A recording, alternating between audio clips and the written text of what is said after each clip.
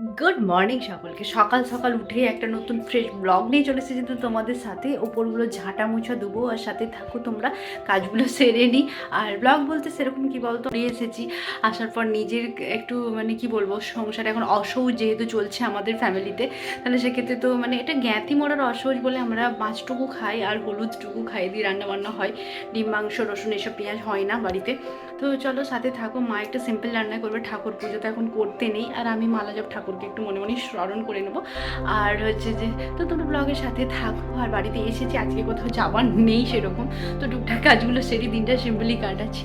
তো জামা কাপড় পরেছে, বাঁচবো কোথাও যাওয়া তো নয়, জামা কাপড় কেচে কেচে অস্থির হয়ে যেতে হয়। তো এত ড্রেস, যেহেতু সমুদ্রে স্নান করার জামা কাপড়, আবার ঘুরতে গিয়েছিলাম, সেই সব ড্রেস কেচে ভালো করে তুলে রাখবো। সাথে সাথে রাহিরও কিছু কিছু আছে, সব যেহেতু আমার মেশিন নেই বাড়িতে, হাতেই তো কাচতে হবে, আমি ভিজিয়ে রাখি। আর মুড়ি টুড়ি খেয়ে যখন স্নান করবো তখনই ভেবেছি কাচবো। আর আজকে মুড়ি খাবারটা মাই বানিয়েছে। আজকে গাজর কুচি আর আলু দিয়ে একটা দম বানিয়েছে, আলু দিয়ে মটর কলাই দিয়ে একটা আলুর দম বানিয়েছে। কিনে আনা হয়েছে যে মাছ, কারণ মাছটা তোমরা যেহেতু খাচ্ছি, এই টাটকা মাছটি বাজার থেকে আনলো, বড় বড় দেখছি চাকা করে দিয়েছে। আর এই মাছটাকে নুন মাখিয়ে আমি ভালো করে রেখেছিলাম, হলুদটা পরে দিয়েই ভাজা হবে। সুন্দর করে চাপা দিয়ে এখন রেখে দিই, কারণ মাছের ঝোল বা মাছের ঝাল কিছু একটা বানানো হবে, কারণ এই টাটকা মাছটি দেখে ভীষণ ভালো লেগেছে। আর যাই হোক, আমি চাপা দিয়ে রেখে দিলাম ধুয়ে এনে। আর মা রান্নাটা বসিয়ে দিয়েছে, যে মাছের ঝোলই বানাচ্ছে, বড় বড় আলু দিয়ে টাটকা মাছের ঝোলটা খেতে ভীষণই ভালো লাগবে।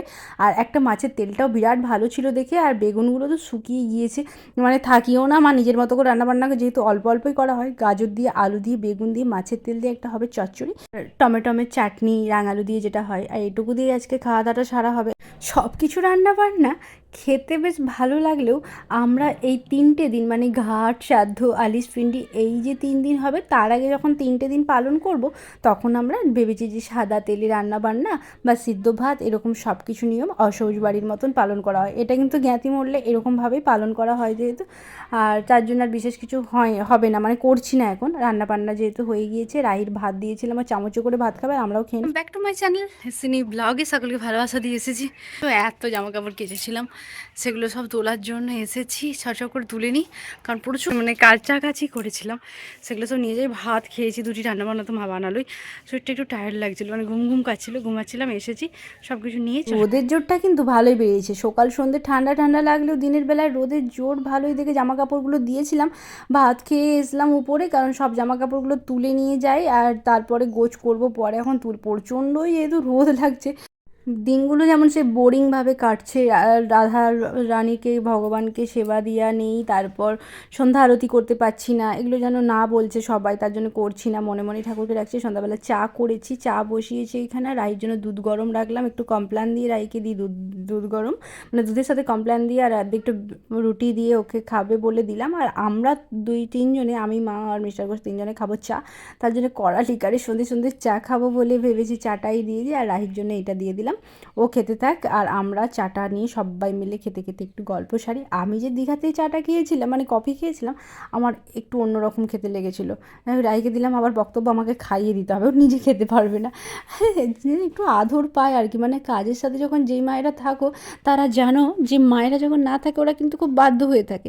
যখন মায়েদেরকে না পাওয়ার, অনেকক্ষণ না দেখার পর যখন দেখতে পাই, তখন কিন্তু ওদের আবদারটা অনেক বেশি বেড়ে যায়, যেটা হচ্ছে রাহির মধ্যে। আমাকে দেখতে পেলে আমাকে খাইয়ে দিতে হবে, আদর করতে হবে, এরকম একটা ব্যাপার থাকে। আর আমি চাটা ভালো করে যখন ফুটে গিয়েছে, তারপর আমি দিলাম চিনিটা, আর ভালো করে কড়া কড়া লিকারের চাই খাবো আজকে, কারণ আজকে আর কফি বানাচ্ছি না। আর যার ফলে চা খাই, আর সবাই মিলে গল্পটা সারি। 5 বাড়ি একসাথে থাকার কারণে সবাই অসহজ ঘরের সাথে সাথে একটু গল্পও করছে। আবার তো সবারই বাপের বাড়িদেরকে ঘাটে তোলার জন্য খুঁজতে হবে, যেসব কথোপকথন হয়ে থাকে। আমাদের তো ফ্যামিলিটা ছোটোখাটো মোটেই নয়, আমরা ছোটোখাটো হয়ে থাকলেও শ্বশুররা যেহেতু 5টা ভাই থাকে, তাহলে শ্বশুররা 5টা ভাইয়ের, আমার হাজব্যান্ড একা হলেও বাকি সব করতে তো যাতদের 2টো করে ছেলে থাকার কারণে অনেকটাই বড় ফ্যামিলি হয়ে উঠেছে। এবারে সবারই বাপের বাড়ি আর লোকজন আসবে, আর দেখতেই পাও তোমরা যে কোনো কিছু অনুষ্ঠান হলে এক গাদা লোকজন আসে আমাদের বাড়িতে, যে সেটাই আবার হতে চলেছে। আর এখানে আমার তো বাড়িতে ছোটোখাটো, তো ছাদ থেকে নিয়ে এসে সব গোছগাছ করেছিলাম সন্ধ্যেবেলা, আর রাইকে নিয়ে একটু বসিয়েছিলাম পড়াতে, রাতের জন্য খাওয়া দাওয়া করবার। এইগুলো আমার ডেলি রুটিনের জামা কাপড়, এগুলো রাখলাম, আর বাকি যেগুলো তোলার দরকার সেগুলো আলমারিতে ভরে দিলাম।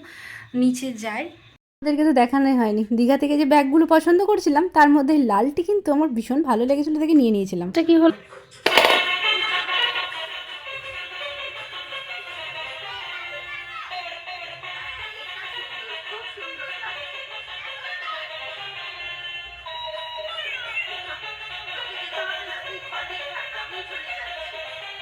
এর জন্য এইটা আর এই দুটো জিনিসই আমি নিয়ে এসেছিলাম।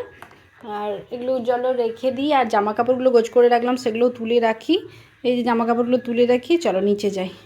রাতের খাবার দাবারগুলো সবারই একসাথে বেড়ে নেওয়া হচ্ছে, কারণ রাহি যেহেতু এখন হাতে করে ভাত খেতে থাকে, তাই মাছ ভাজা, আলু ভাতে, বেগুন ভাজা সব কিছু দিয়ে, চচ্চড়ি দিয়ে, আর আমরা দুধ নেবো, দিয়ে অল্প করে রাতের খাবারটা কমপ্লিট করে নেবো। রাহিকে ভালো করে ভাতটা মেখে দিলে ও চামচে করে হাতে করেই খেয়ে নেয়। এরকম করে করতে কিন্তু আমার একদমই ভালো লাগে না। কিন্তু রাত্রি এখন 11টা, বিছানায় চলে এসেছি, সব কিছু মশারি ঘুরিয়ে এই যে রাহিকে আমি শুইয়ে দিয়েছি, আর ঘুম ঘুম তো পাচ্ছি।